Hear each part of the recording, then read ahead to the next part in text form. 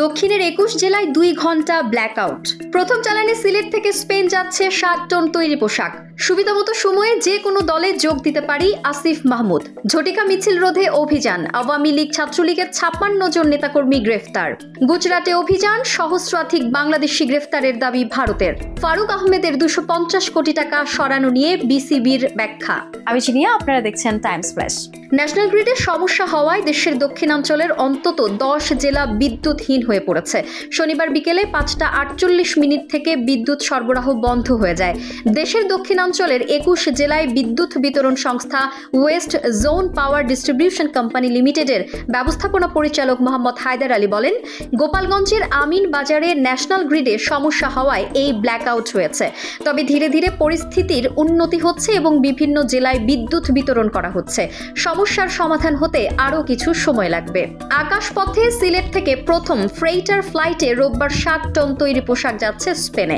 বিমান বাংলাদেশ এয়ারলাইন্স বলছে কার্গো উড়োজাহাজ ভাড়া করে কার্যক্রম চালানো হবে। এদিকে চট্টগ্রাম বিমানবন্দরেও সচল হচ্ছে ২৭০ টনের কার্গো স্টেশন। ঢাকার শাহজালাল আন্তর্জাতিক বিমানবন্দর থেকে আরও বেশি ফ্রেইটার ফ্লাইট, মালবাহী উড়োজাহাজ পরিচালনার অনুরোধ জানিয়েছেন ব্যবসায়ীরা। স্থানীয় সরকার উপদেষ্টা আসিফ মাহমুদ সজীব ভুঁইয়া জানিয়েছেন, উপদেষ্টা পদ থেকে পদত্যাগের বিষয়ে এখনো কোনো সিদ্ধান্ত নেননি তিনি। তবে সুবিধামতো সময়ে তিনি যে কোনো রাজনৈতিক দলে যোগ দিতে পারেন। পল্লী দারিদ্র্য বিমোচন ফাউন্ডেশনের নিয়োগ পরীক্ষার ভিন্ন ভিন্ন কেন্দ্র পরিদর্শন করবেন স্থানীয় সরকার উপদেষ্টা। পরে সংবাদ সম্মেলনে প্রশ্নের জবাবে সব কথা বলেন তিনি।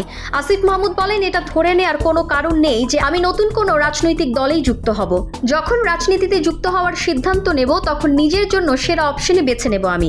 নতুন রাজনৈতিক দল জাতীয় নাগরিক পার্টিতেই যে যুক্ত হতে হবে তা কিন্তু নয়।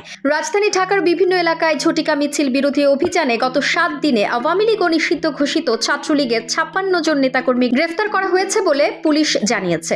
শনিবার সন্ধ্যায় ঢাকা মেট্রোপলিটন পুলিশ বা ডিএমপির বিবৃতিতে তথ্য জানানো হয়। এতে বলা হয়, গত ১৯ থেকে ২৫ এপ্রিল পর্যন্ত মহানগর গোয়েন্দা পুলিশের বিভিন্ন টিম সাঁড়াশি অভিযান পরিচালনা করে তাদের গ্রেফতার করা হয়েছে। ডিএমপি জানিয়েছে, গ্রেফতারকৃতদের মধ্যে মোহাম্মদ আবেদ আলী শেখ গোপালগঞ্জে সেনাবাহিনীর গাড়ি পোড়ানো মামলার এজাহারভুক্ত আসামি। এছাড়া গ্রেফতারকৃত মোহাম্মদ জাকির হোসেন সাগর ২০১৫ সালে বিএনপি চেয়ারপারসন বেগম খালেদা জিয়ার গাড়ি বহরে হামলার মামলার এজাহারভুক্ত আসামি। ভারতের গুজরাটে ১০২৪ জন অবৈধ বাংলাদেশিকে আটকের দাবি করেছে রাজ্য সরকার। তাদের দাবি, আটক ব্যক্তিরা অবৈধভাবে গুজরাটে বসবাস করছিলেন। কাশ্মীরের পেহেলগামে সন্ত্রাসী হামলার পর গুজরাট পুলিশ এই অভিযান চালায়। ইন্ডিয়ান এক্সপ্রেসের খবরে বলা হয়েছে, গুজরাট পুলিশ আহমেদাবাদ ও সুরাট শহর থেকে অন্তত ১০২৪ জন বাংলাদেশি নাগরিককে আটক করেছে। পুলিশের দাবি, এই ব্যক্তিরা বেআইনিভাবে গুজরাটে বসবাস করছিলেন। এর মধ্যে আহমেদাবাদ থেকে ৮৯০ জন এবং সুরাট থেকে ১৩৪ জনকে আটক করা হয়েছে বলে পুলিশ জানিয়েছে।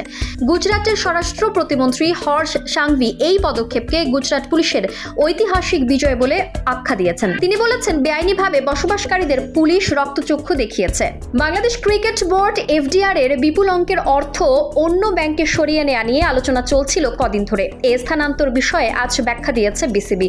দেশের ক্রিকেটের নিয়ন্ত্রক সংস্থাটি জানিয়েছে, বোর্ডের অর্থের নিরাপত্তা নিশ্চিত করতেই টাকা ঝুঁকিপূর্ণ ব্যাংক থেকে তুলে অন্য ব্যাংকে পুনরায় বিনিয়োগ করা হয়েছে।